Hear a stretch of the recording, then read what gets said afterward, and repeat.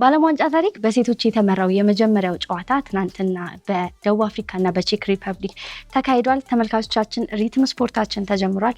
እዮብ ተሰማ በትንታኔ እንዲሁም እኔ ሀና ምንዳውን አብረናችሁ የምንዘልቅ ይሆናል። ትናንትና እንግዲህ የ2026ቱ የዓለም ዋንጫ ሁለተኛው ዙር የምድብ ጨዋታ ተካሂዷል። በዚህም ደቡብ አፍሪካ ከቼክ ሪፐብሊክ 1-1 በሆነ ውጤት ተጠናቋል። እንዲሁም ስዊዘርላንድ ከቦስኒያ 4-1 እንዲሁም ደግሞ ኳታር ከካናዳ 6-0 በሆነ በሰፊ የጎል ልዩነት ተለያይተዋል። እዩብ እንዴት ነህ? እንዴት አረፈድሽ? ሰላም ነው። እንግዲህ ከደቡብ አፍሪካና ከቼክ ሪፐብሊክ እንጀምር። በሴቶች የተመራው ጨዋታ ሆኗል። የመሀል ዳኛዋም የመስመር ዳኛዋም ሴቶች ነበሩ። ይሄ በዓለም ዋንጫ ታሪክ የመጀመሪያው ያደርገዋል። እንዲሁም ደግሞ ጎሎቹ የመጀመሪያው 6ኛው ደቂቃ ላይ ቼክ ሪፐብሊኮች ማስቆጠር ችለው ነበረ፣ ግን ደግሞ በ83ኛው ደቂቃ ላይ ባፋናዎቹ አስቆጥረዋል።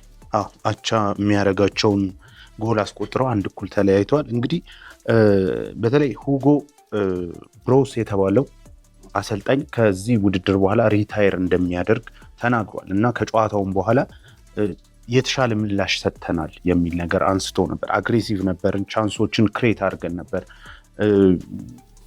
በተወሰነ መልኩ ያጣነው ነገር ቢኖር እድል ነው ብለዋል። በእርግጥ ከጎሉን ካስቆጠሩም በኋላ የነበረችው 1 ደቂቃ በጣም ተጭኖ ለመጫወት ሞክረው ነበር እና ሳውዝ አፍሪካዎች ምላሽ ሰጥተዋል ለማለት እንኳን ይቸገራል። እውነት ለመናገር ለማለፍ ማሸነፍ ግዴታ ነበር። አሁን እንግዲህ የመጨረሻዎቹን ጨዋታ መጠበቅ ሊገባን ነው ማለት ነው። ጥሩ ግን እንቅስቃሴዎች፣ ይሄ በደንብ የተናበበ ቅብብሎችን፣ ኳስ መያዝን ግን ተመልክተናል በሳውዝ አፍሪካ በኩል። ቼኮች እኔ ምናልባት ከነ ፓቪል ኔድቬድ በኋላ ይሄ ቡድን ጥሩ የሆነ አይመስለኝም። እኔ 2008 ላይ ነው ማስታወሳቸው። በጣም ጥሩ ቡድን ነበራቸው በአውሮፓ ዋንጫም በዓለም ዋንጫም ላይ። ነገር ግን ከጊዜያት በኋላ እጅግ እየወረዱ ነው የመጡት። ትላንትም እንግዲህ አቻ መውጣት ችለዋል። ባለፈው በኮሪያ ተሸንፈዋል። ስለዚህ የማለፍ እድላቸው እንግዲህ እንደ ሳውዝ አፍሪካ ሁሉ እየጠበበ ነው ያለው። የመጨረሻዎቹ ጨዋታዎች እንግዲህ ይጠበቃሉ ማለት ነው። ስዊዘርላንድና ቦስኒያ እናምራ። የመጀመሪያው አጋማሽ ያለምንም ካርድ ተጠናቋል። እንግዲህ ስዊዘርላንድ በ69% ለ31 ሆኖ የኳስ ብልጫ የመጀመሪያውን አጋማሽ መቆጣጠር ችለው ነበር። በአጠቃላይ 63-37 አካባቢ የተሻሉ ነበሩ ማለት እንችላለን። ግራኒት ዣካን ከያዝሽ አትሊስት እንደ ቦስኒያ ያለን ቡድን መብለጥ ትችያለሽ። ዣካን እናውቀዋለን፣ በአርሰናል እናውቀዋለን፣ በሌቨርኩሰን በአንድ ወቅት በአሎንሶ ቡድን ውስጥ በተለይ የአውሮፓ ምርጡ ፓሰር ሆኖ ነበር በቁጥርም በጥራትም እና ዣካን ይዛለሽ። ስዊዘርላንድ እንግዲህ ሁሌም ዓለም ዋንጫ ላይ ያለች ቡድን ናት። ባለፈውም ዓለም ዋንጫ እንደዚሁ ስትፎካከር የነበረች በግሩፕ ስቴጅ ላይ የነበረች ቡድን ናት። 4-1 ማሸነፍ ችሏል። ቀይ ካርዶች ግን በስተዋል። ትናንትና በተለይ 3 ቀይ ካርዶችን አይተናል በተለያየ ጨዋታ።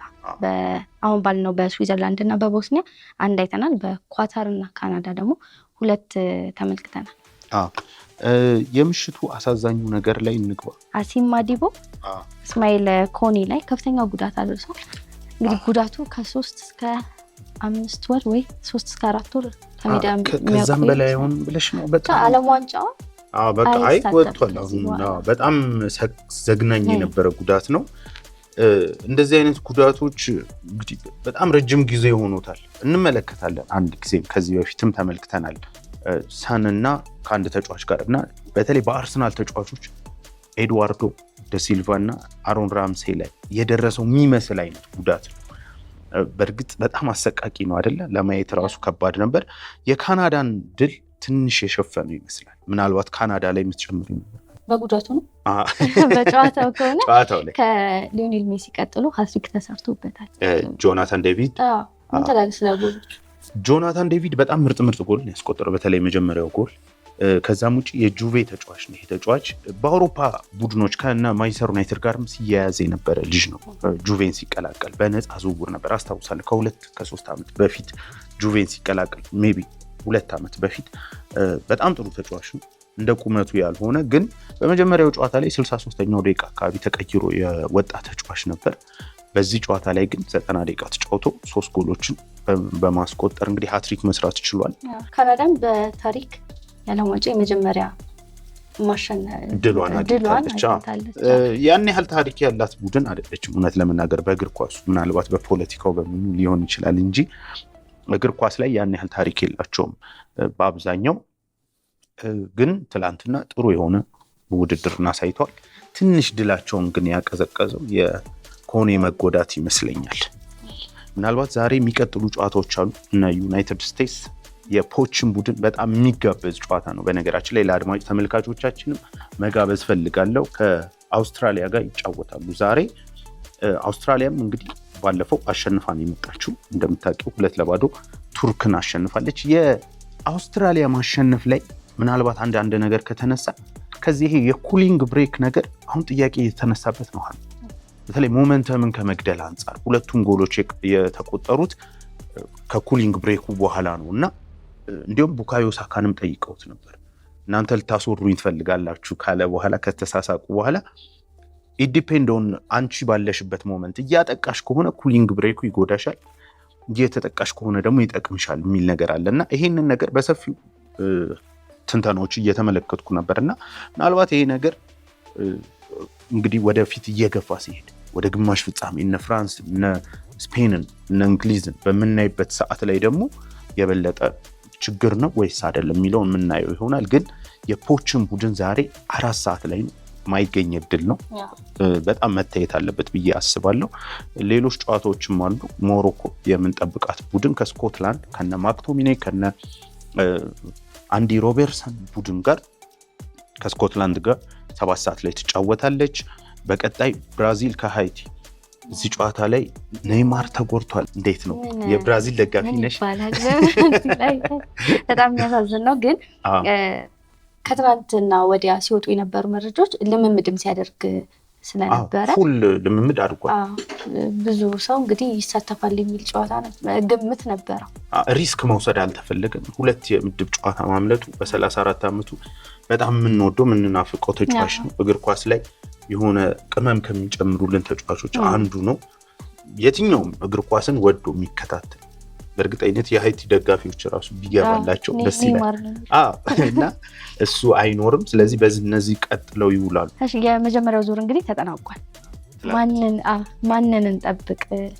እስቲ የመጀመሪያዎቹን ዙሮች በወፍ በረር ለመገምገም ያህል እንግዲህ ከፈረንሳይ ልንጀምር የምንችለው። ፈረንሳይ በጣም አስፈሪ መሆኗን እንደ ችግሮቿም ከነ ባላንስ መጠበቅ ከ8 ቁጥር ችግሯም ጋር ግን በቃ ባለፈው እንዳነሳ ነው አሁንም ቢሆን በመጀመሪያው ረድፍ ላይ የምታስቀምጫት ፈረንሳይ ናት። ኤኒ ታይም ጎል ልታስቆጥርብሽ ትችላለች። እያንዳንዱ ተጫዋቾች የትኛውን ቡድን ቢሄዱ ጎል በቋሚነት የሚሰለፉ ናቸው።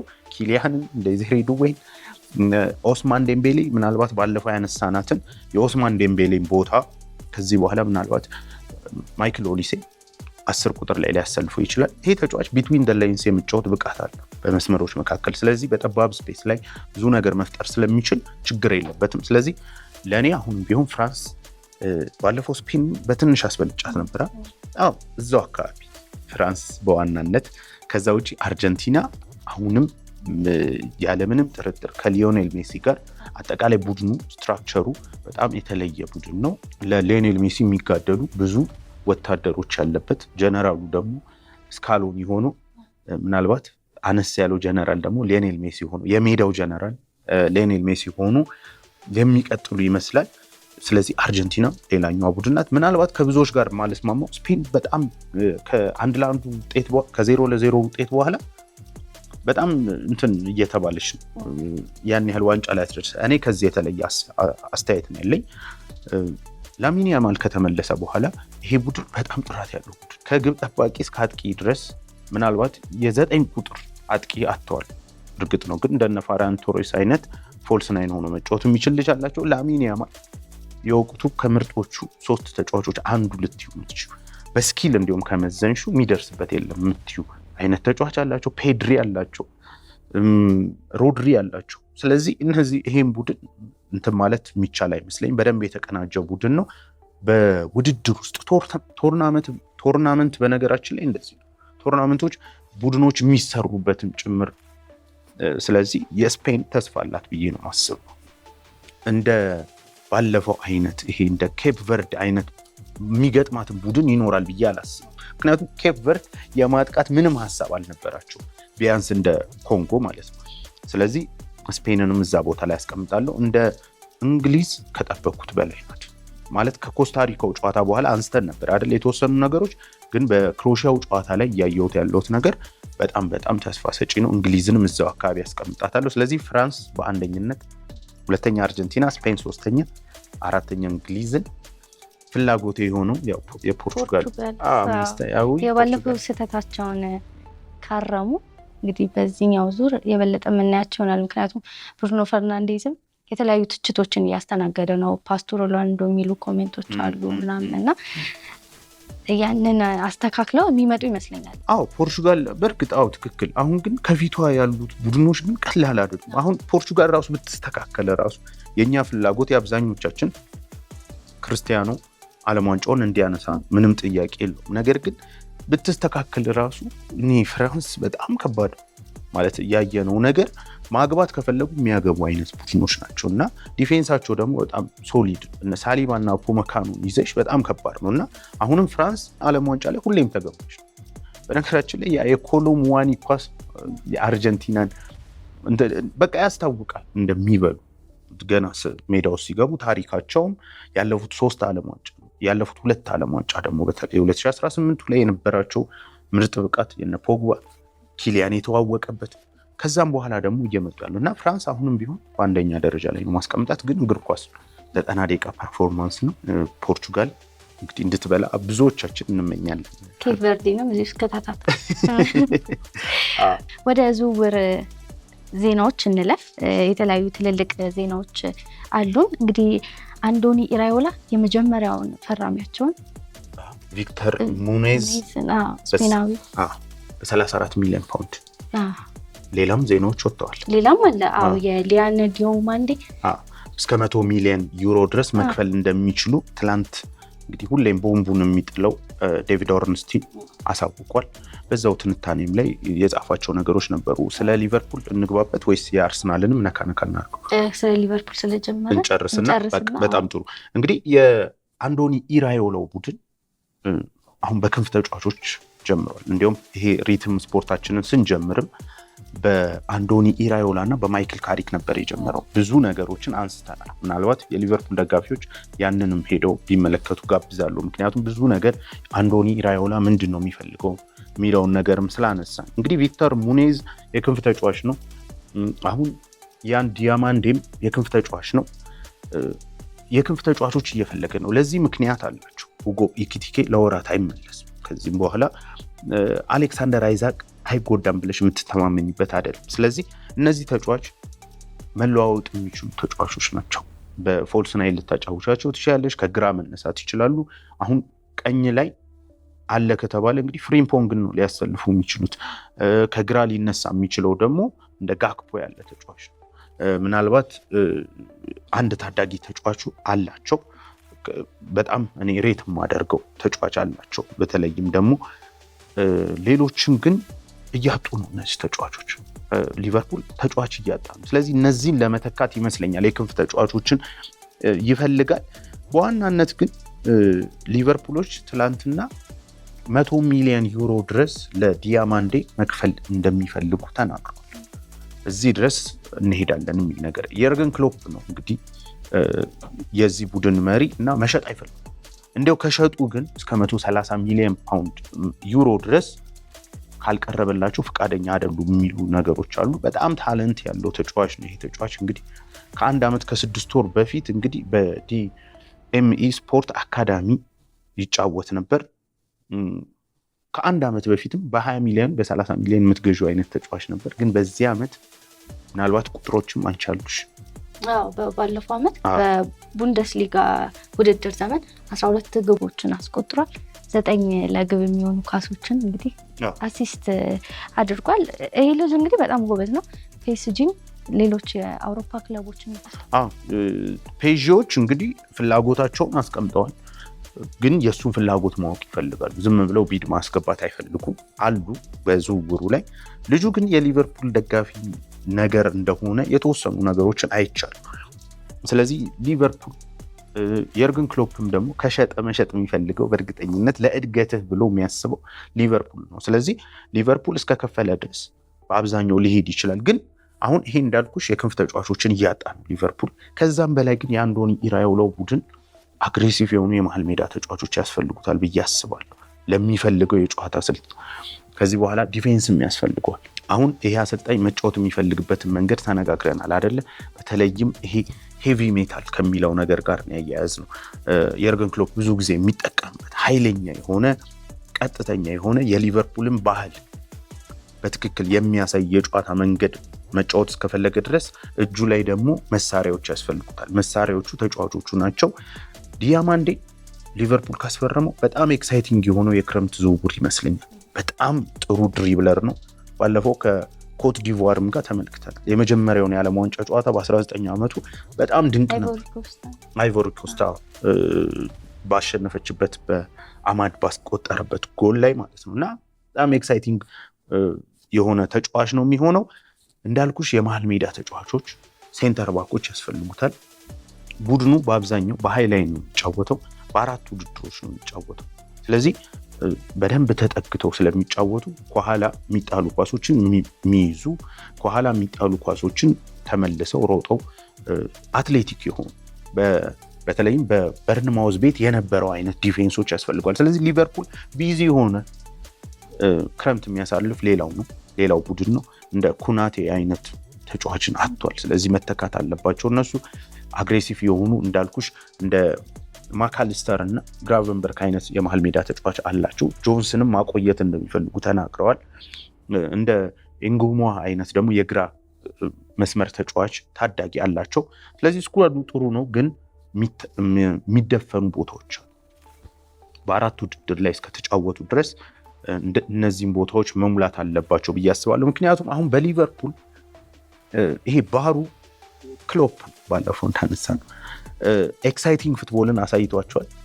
ለእኔ አንድ ፕሪሚየር ሊግ ይሄ እንደው ሴሪሞኒው ነው እንጂ በ93 ነጥብ በ97 ነጥብ ፕሪሚየር ሊግን ያላነሳ ግን በጣም በፕሪሚየር ሊግ ከታዩ ምርጥ ቡድኖች ያለምንም ጥርጥር አንዱ የሆነውን የሚገርመውን ፕሮጀክት እንግዲህ በሊቨርፑል አሳይቶናል ክሎፕ። ከዛ በኋላ አርነ ስሎት መጥቶ አንዱ ዋንጫ በላ። ከዛ በኋላ የነበሩትን ስህተትን ባለፈው ተወያይተናል እና አሁን የሚጠበቀው በ30 ዓመት አንዴ የበላው ቡድን ከዛ በኋላ የመጣው አሰልጣኝ በ2 ዓመት አንዴ እንኳን በልቶ ማትቆይበት ነው። ስለዚህ ስታይል ይፈልጋል። አንዶኒ ኢራዮላ ያንን ስታይል ለማግኘት ደግሞ ተጫዋቾች ይፈልጋል። ከነዚህ ተጫዋቾች አንዱ ደግሞ የመሀል ሜዳና የዲፌንሱ ነው። አጠቃላይ ስትራክቸሩን ሊቀይርለት ይችላል። አንዶኒ ኢራዮላ ወደ ክሎፕ መንገድ መመለስ ከፈለገ እነዚህ ተጫዋቾች ያስፈልጉታል ብዬ አስባለሁ። እንግዲህ በሚቀጥሉትም ቀናት ሊቨርፑሎች ወደ እነዚህ ተጫዋቾች የሚገባ ይመስለኛል። በጣም ትልልቅ ዝውውሮች ሊሆኑ ይችላሉ። እዚሁ ጋር ግን አያይዘን ሳናሰፋው እንግዲህ የስፐርስን ጉዳይ ትላንትም አንስተናል። አሁንም እነ ማቲያስ ፈርናንዴዝን እየጠየቀ ነው፣ እነ ቶናሊን እየጠየቀ ነው። በእርግጥ ስፐርስ አሁን እነዚህን ተጫዋቾች ያስፈርማቸዋል ለማለት እኔ ይቸግራል። ስፔሻሊ ዩናይትድ ከመጣ ለምን መሰለሽ የአውሮፓ እግር ኳስ ላይ የለም ስፐርስ። አሁን ማቲያስ ፈርናንዴዝ ማንቸስተር እና ቶተንሃም ቢመጡ ቶተንሃምን የሚመርጠው ምናልባት በልጅነት የሚደግፈው ካልሆነ በስተቀር የትኛውም ሰው አርሰናልን፣ ማንቸስተርን፣ ሊቨርፑልን ባለፈውም የውድድር ዘመን ሊወርድ ነው እየተባለ ስለነበር በሚገባ የኒውካስልን ኤክስፒሪየንስ ማየት ትችላለች። ኒውካስል ባለፈው ዓመት እንዳለ የጠየቃቸውን ተጫዋቾች ማንቸስተር ዩናይትድ ነበር ሲያስፈርም ነበር። ለቤንያሚን ሴስኮ ከዩናይትድ በላይ ነበር ያውቃል። ከዛ በኋላ ዩናይትድ ፍላጎቱ እንዳለው ሲያውቅ ቤንያሚን ሴስኮ ሄደው እዚህ ከቻምፒየንስ ሊግ ፉትቦል ጋር ሆኖ እንኳን ሊወርድ ያለው ዩናይትድ በእንትኑ በልጧቸዋል። አርሰናልም እንደዛው ነው። አርሰናል ሚኬል አርቴታ በሰፊው እንነሳበታለን። እሱን ቶናሊን እንደሚፈልግ ያቺ የ6 ቁጥር ቦታ ላይ በጣም የሚፈልጋቸው ተጫዋቾች አሉ። ስለዚህ ቶናሊን ይጠይቃል። በተለይም ደግሞ ማቲያስ ፈርናንዴዝን እየጠየቀ ነው ስፐርስ። ግን የዲዘርቢን ሀሳብ እኔ በደንብ ኤክሳይቲንግ የሆነ ይመስለኛል። 2 ሚድፊልደሮችን በ4-2-3-1 አስተላለፍ ውስጥ ከዛ እንደ ቫኔካ አይነት ዲፌንስን አስፈርሟል። ስለዚህ በደብል ፒቮት በዛ ቢልዳፑ ይሄንን በሰፊው የምናነሳው ነው። በ6 ተጫዋች ቢልድ የሚያደርግበት መንገድ ያ የብራይተኑ ኤክሳይቲንግ ፉትቦል እንግዲህ በፕሪሚየር ሊግ ኔክስት ይር ልናይ እንችላለን። እነዚህን ተጫዋቾች የሚያገኝ ከሆነ በእርግጥም ቢያንስ እነዚህን ባያገኝ እንኳን ሌሎችን ሊያገኝ ይችላል ብዬ አስባለሁ። ሌላው ማንቸስተር ዩናይትድ ትንሽ ተንቀራፏል። ከኤደርሰን ዝውውር በኋላ 2 ሚድፊልደሮችን ሌላ ይፈልጋል። ከቶናሊ ዝውውር ወጥቻለሁ ብሏል። አንደርሰንን ተመልክተነዋል በእንግሊዝ ብሔራዊ ቡድን የ130 ሚሊዮን ፓውንድ ተጫዋች በቃ ይሄ ከሌሎቹ ቫሊዎች አንጻር በእርግጥ በቃ እንዲሁም እኔ በዛ ጨዋታ 150 ሚሊዮን ፓውንድ ሆኖ ያደረ ነው የሚመስለኝ። በጣም የሚገርም ብቃቱ የሚያሳየው ከነዚህ ዝውውሮች ወጥቷል። ማንቸስተር ዩናይትድ ግን ኮንክሪት የሆኑ አሁን እዚህ ጋር የምናቀርባቸው ዜናዎች ይሄ ዝም ብሎ እንትን የሚሉትን ሳይሆን ለትንተና የሚሆኑትን እና በትክክልም ደግሞ የተረጋገጡ እንደነ ዴቪድ ኦርንስቲን አይነት እንደነ ቤን ጃኮብስ ወይም ደግሞ እንደ ፋብሪዚዮ አይነት ሰዎች በትክክል ሲያረጋግጡት ነው እዚህ ቦታ ላይ የምናቀርበው። ይህንንም ታሳቢ ይደረግ። ስለዚህ በሚቀጥሉት ቀናትም እነዚህን ጉዳዮች የምናያቸው ይሆን። በዚሁ ወደ አርሰናል ከባለፈው የውድድር ዘመን በአሁኑ በጣም እዚህ ትራንስፈር ላይ ዘግይቷል።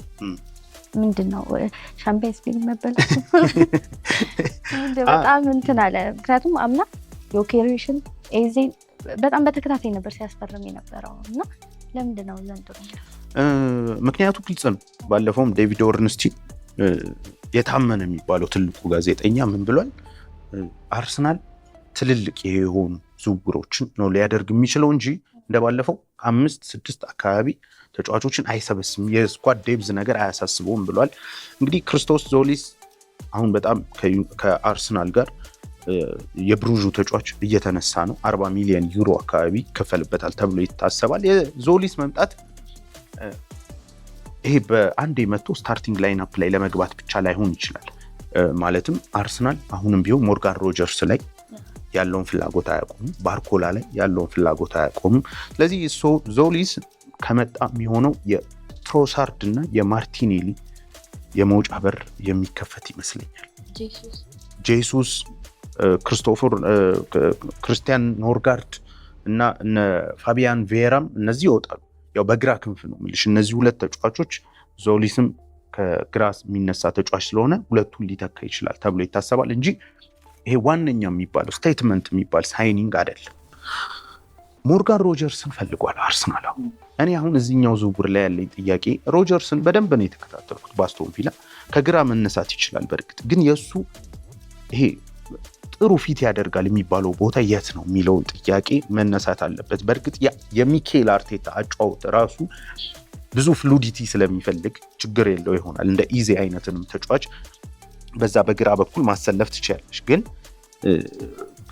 ለእኔ ከእንደነ ሞርጋን ሮጀርስ አይነትን ተጫዋች ካስፈረምሽ እንደ ኦዴጋርድ አይነት ተጫዋችን መሸኘት ሊኖርብሽ ይገባል ብዬ አስባለሁ።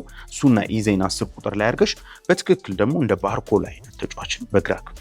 ምክንያቱም አርሰናል አሁን እየተቸገረ የሚቸገረው ደግሞ እሱ አሁን ለምሳሌ ሚኬል አርቴታ የቆሙ ኳሶችን ሴት ፒሶችን ምናምን ነገር የሚያበዛው ጭምር ይሄ በማስከፈቶች ላይ ይቸገራል። አርሰናልን አሁን አብዛኞቹ ቡድኖች ቢያንስ በፕሪሚየር ሊግ ላይ በሎ ብሎክ ነው የሚገጥሙት። ያለፉት ዓመታትም ዋንጫዎችን ከፔፕ ጋር በዋናነት አሳጥቶታል ብዬ የማስበው ይሄ የፔፕ ቡድን ሀሳብ አለው፣ ኳሶችን ያስከፍላል። ሚኬል አርቴታ ግን አንዳንድ የሀሳብ ሲያጥረው ታያለሽ። በተለይ በኤቨርተን ጨዋታ የዛሬ 2 ዓመት አስታውሳለሁ። ምንም አይነት ኤክስጂ ምንም አይነት ኳስ ሳይሞክሩ ነው የወጡት በዛ በሻንዳይዝ ቡድን። ስለዚህ አሁን አርሰናል ምን ይፈልጋል ማለት ነው? ሜዳውን በደንብ ማስፋት፣ ጥሩ የሆኑ ዊንገሮችን ይፈልጋል። ቡካዮ በዚህ በኩል ያደርገዋል በደንብ። ማድዋኬ እንግዲህ እያደገ ይመጣል ተብሎ ይገመታል። ቢያንስ ለቤንችነት አያንስም። በግራ በኩል ግን ማርቲኔሊ ብዙ የአርሰናል ደጋፊዎች በቃ ልባቸው ማይረካባቸው ተጫዋች ነው። ትራውሳርድ በጣም እኔ ሬት ማድረገው ተጫዋች ነው። በተለይ በብራይተን እያለ ይሄ ኮምፖዠሩ የሚያስደንቀኝ ተጫዋች፣ ማትጠብቂውን ነገር የሚያደርግ ነው። ግን ኮንሲስተንስ ሆኖ አመቱ ሙሉ አያደርግልሽም። ከእድሜም ጋር በተያያዘ አሁን አርሰናል ወጣት ተጫዋች ያስፈልጓል። ዞሊስን ከዚህ አንጻር ይመስለኛል ያስፈረሙት። ግን ይሄ ስቴትመንት የምትዩ በትልቅ ደረጃ እንደነ ሮድሪጎ ባርኮላን እዚህ ላይ ካካተት ነው አላውቅም። ባርኮላ በጣም ጥሩ ተጫዋች ነው። ግን አሁን በአርሰናል ቤት መጥቶ ኳስ ይሄ 1-1 ሲገናኝ አሁን ዓለም ዋንጫው ላይ ጥሩ ጨርሷል። ግን ብዙ ጊዜ ሲመለከተው ኳስ ይሄ የመጨረሻ ውሳኔዎቹ ላይ ትንሽ ችግር አለበት እና ወደ ሮድሪጎ አይነት ይሄ ትልልቅ ተጫዋች ነው አይደል የሚያስፈርመው 200-300 የሚያወጣ ከሆነ የ100 ሚሊዮን ፓውንድ የክንፍ ተጫዋች ያስፈልጓል ብዬ አስባለሁ። ሮጀርስ ግን እሱ ተጫዋች መሆን አለበትም ብዬ አላ እንዳልኩሽ ለምሳሌ ኢዜን 10 ቁጥር ላይ ሮጀርስን ከግራ ሊጠቀሙ ይችላል። ከዛ የክንፉ ተጫዋች ኢንቨርት እያደረገ እንዲገባ ማድረግና ፉልባኩ እሱ የሚገኝበት ቦታ ላይ እንዲገኝ የክንፉ ይሄ ዊድዙን አስፍቶ በዛው ኦቨርላፕ እንዲያደርግ ማድረግ ይቻላል። ስለዚህ እንደዚህ አይነት ታክቲካል ጉዳዮችን ሚኬል አርቴታ ሊያስብ ይችላል ብዬ አስባለሁ። ራይስ እንዴት ይሄንን ቡድን ከፍ እንዳደረገው መመልከት እንችላለን። ለእኔ የአርሰናል የዋንጫ ፉክክርን በትልቁ መስመር ያስያዘው ብዬ የማምነው ይሄ እንዳልኩሽ ስቴትመንት የምትዩ አይነት ሳይን በቃ አርሰናል ከሲቲ ጋር አንገት ለአንገት 90 ሲያቀርቡ 95 ቢዲንግ ዋር ውስጥ ገብቶ 105 ሚሊዮን ፓውንድ ያቀረበው እኔ አሁንም ባለዕዳ ናቸው ብዬ ነው ማስበው። ስለዚህ በተለይ እንደ ራይስ አይነት የክንፍ ተጫዋች ደግሞ በትልቅ ደረጃ መፈረም አለበት በአርሰናል ቤት ብዬ አምናለሁ። ከዛ ውጪ ወደ መሀል ሜዳው የዙብሜንዲ ነገር የሰራ አይመስለኝም። ዙብሜንዲ ሲመጣም ይሄ ዲፕ ላይን ፕሌይሜከር ተብሎ ነው የመጣው። በእርግጥ ከቶማስ ፓርቴ ጋር በአንዳንድ የህግ ጉዳዮች አርሰናል ቀድሞ አውቆ ነው ያላስፈረመው ይባል እንጂ ቶማስ ፓርቴ በነበረባቸው የመጨረሻዎቹ 3 ዓመታት ላይ ይሄ ፋይናል ሰርድ ላይ የሚደርሱ ኳሶችን በማድረስ ቁጥሩ በፐርሰንት በጣም እየወረደ ነበር። ዙብሜንዲ ደግሞ በተለይ በሪያል ሶሴዳድ በዚህ መንገድ በጣም ጥሩ የሚባለው ሚድፊልደር ነበር እና አርሰናል በዋናነት ይሄ ከተከላካዮች ኳስ እየተቀበለ የሚያሰራጭለት ተጫዋች ይፈልጋል። ሚኬል አርቴታ ቶናሊን ይወደዋል ብሏል። እንግዲህ ዴቪድ ኦርንስቲን በጽሁፉ ላይ ይሄ አይዲያል ማስፈረም ቢፈልግ ቶናሊና ራይስን ጥምረት አስብ። አርሰናል ዝም ብሎ ማለት ዋንጫው ቢሰጣቸውም የሚሻለው ነው የምትዩ። ምክንያቱም የቶናሊ አይነት ኢነርጂ ራይስ ላይ ብትጨምሪበት፣ በእርግጥ ሁለቱ ማጫወታቸው ተመሳሳይ ነው። ከውስጥ ኳስ በደንብ ከኳስ ጋር ጥሩ የሆነ ተጫዋች ያስፈልጋቸዋል። ስለዚህ ራይስ ሪሌቲቭሊ የተሻለው ተጫዋች ስለሆነ ብቻ እየቀያየረ መጠቀም ይችላል። አሁን የእንግሊዝ ብሔራዊ ቡድን ላይ እንደሰራው ማለት ነው። የአንደርሰን የራይስ ታይፖች አንድ አይነት ተጫዋቾች ናቸው። ኦል አራውንድ ሚድፊልደር ይባላሉ። 6 መሆን ይችላሉ፣ 8 መሆን ይችላሉ። ሁለቱም ቦክስ ላይ ጥሩ ናቸው። እዚኛውን ቦክስ ላይ በመቀማት በኩል በአታኪንጉም ላይ ሁለቱም። ስለዚህ በዋናነት ቢያስፈርም ደስ የሚለው ራይስ ቶናሊ ግን ብሩ በዝቷል ብለው ማንቸስተር ዩናይትድም አርሰናልም ያምናሉ። ካልሆነ ግን ሌላኛው የስኮት ጉዳይ እንግዲህ አሌክስ ስኮት አርሰናልን ዋንጫ ሊያሳጣው ጥቂት ቀርቶት የነበረው ነው። ይሄኛውንም ስቲል አሁንም ማንቸስተር ዩናይትድ የሚፈልገዋል፣ አርሰናል የሚፈልገዋል። ይህም ተጫዋች ወደ 80 ሚሊዮን ነው የሚነገርለት። በጣም ድንቅ ተጫዋች ነው። ከራይስ ጋር ለመጣመርም በጣም ፐርፌክት የሚባለው ተጫዋች ይመስለኛል። ካልሆነ ግን እንግዲህ ዙብሜንዲ ላይ ተስፋ ማድረግ ሊኖርባቸው ነው። እንግዲህ እንደ ክርስቲያን ኖርጋርድ ያለ ተጫዋች እንግዲህ አንድም የረባ ነገር በአርሰናል ቤት ሳይሰራ አሁንም ሊወጣ ነው። ስለዚህ ይሄ የሚከፈተው በተለይ የቤንች ቦታ አለ። ዙብሜንዲ ወደዛ መውረድ የሚችል ከሆነ ከዛ ውጭ ደግሞ ይሄ ጄኔሬሽናል ታለንት የተባለው የግራ ፉልባክ ተጫዋች የነበረው በተለይም ደግሞ የአርሰናል ታዳጊው ተጫዋች አለ። እሱም መሀል ላይ ሊዩስ ስኬሊ መግባት ይችላል። በፔዥ ጨዋታ ባለፉት የመጨረሻ የፉልሃሙን ጨዋታ ጨምሮ በጣም ድንቅ ብቃትን አሳይቷል። ነገር ግን አርሰናል አሁን የስኳድ ዴብዝ ብቻ አይደለም የሚፈልገው፣ ጥራት ይፈልጋል። አሁን ከፔዥ ጋር እንደዛ ሊያጫውተው የቻለው ነገር ብዬ የማስበው አሁን አርሰናል ቻምፒየንስ ሊግ ላይ ግማሽ ፍጻሜ የሚደርስ ቡድን ሆኗል።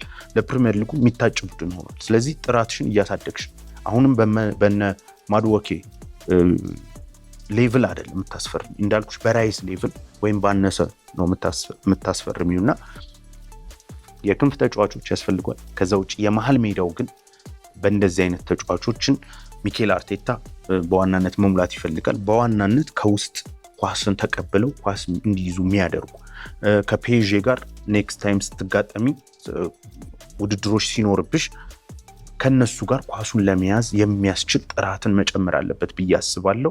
ከዛ ውጪ እንግዲህ የተከላካይ ቦታ ላይ መሙላት አለበት የምትዩ አይነት ነገር ካለ ምናልባት የነ ግራም የቀኝም ቦታ ላይ ጥሩ ነው ያለው፣ ግን ምናልባት የቀኝ ፉልባክ የሳሊባና የጋብሪኤል ጥምረት አሁን ላይ በጣም ድንቅ የሚባልን አመታት እያሳለፈ ነው።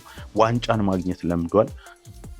ተቀይረው የሚገቡትም እነ ሙስኬራ ጥሩ ናቸው። ስለዚህ በአርሰናል በኩል ዲፌንስ ላይ ምናልባት የጁሊያን ቲምበር ቦታ ላይ ምክንያቱም እሱ ብቻ ነው ያለው፣ በጉዳትም ደግሞ በጣም እየታመሰ ነው ያለው ማለት እንችላለን። በተለይም ቤን ዋይት በተደጋጋሚ የሚጎዳ አሁን የአርሰናል ደጋፊዎች ከ3 ዓመት በፊት እንደነበረው ቤን ዋይት ላይ የሚተማመኑበት ተጫዋች አይደለም። በቻምፒየንስ ሊግ ፋይናል ላይ ትልቁን ዋጋ ያስከፈለው የሙስኬራ ስህተት። ስለዚህ አርሰናል አሁን የሚያደርጋቸው ይሄ ማስፈረሞች ወይም ደግሞ የሚገዛቸው ተጫዋቾች ትልልቅ ተጫዋቾች ሊሆኑ ይችላሉ። ስኳድ ላይ ካደረገ በተለይ እንደ ክርስቶስ ሶሊዝ አይነቱን ተጫዋች ቤንች ተጫዋቾች የሚወጡ ከሆነ እንደጠቀስናቸው አይነት ተጫዋቾች እንደነ ጋብሪኤል ጄሱስ አይነትም ተጫዋች ስለሚወጣ ምናልባት የአጥቂም ተጫዋች ሊፈልግ ይችላል። እኔ ካይ ሃቨርት በጣም የአርሰናልን የፊት መስመር መምራት ይችላል ብዬ አምናለሁ ከጉዳት ነፃ። ምክንያቱም ሚኬል አርቴታ የሚፈልገውን ቡድን የዚህ አይነት ተጫዋች ነው። መሀል ላይ ጃምፕ የሚያደርግ ጨዋታዎችን የሚጫወትለት አይነት ሚድፊልድ አጥቂ ተጫዋች ነው የሚፈልገው። ወደ ሁሊያን አልቫሬዝ ደፍረው ይሄዳሉ አለቅ እንግዲህ ሰቅለውታል። ዋጋው 150 ሚሊዮን ዩሮ አንቀበልም ብለዋል አትሌቲኮች በሶሻል ሚዲያቸው ላይ እየተሳለቁ ነው። ስለዚህ አርሰናል ትልልቅ ወጪዎች ጥቂት ፈራሚዎችን በክረምቱ ልናይ እንችላለን። እንግዲህ እነዚህም አሁን በየቀኑ የአዳዲስ ዜናዎች የሚወጣባቸው ስለሆኑ አድማጮች፣ ተመልካቾች እንግዲህ ከኛ ጋር እንዲሁም እንጋብዛለን ወደ በሚቀጥሉት ቀናት። ተመልካቾቻችን ሪትም ስፖርታችን ይህንን ይመስል ነበረ። ነገ ደግሞ በሌላ ትንታኔ በትራንስፈር ኒውሶችም ሊሆን ይችላል በዛሬ በሚካሄዱ ጨዋታዎች ዙሪያ ነገ ተመልሰን እንገናኛለን። ሰላም።